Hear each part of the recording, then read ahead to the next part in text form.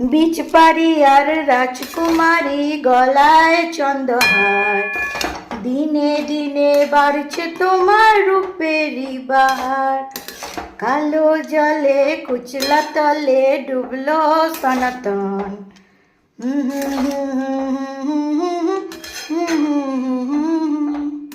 তো দেখতেই পাচ্ছ দর্শক বন্ধুরা, আজকে হচ্ছে সুজির উপমা, বা দেখো আজকে ওই কি বলবো, ফুড ব্লগারদের স্টাইলে বলবো, পুরো ঝুরঝুরা সুজি।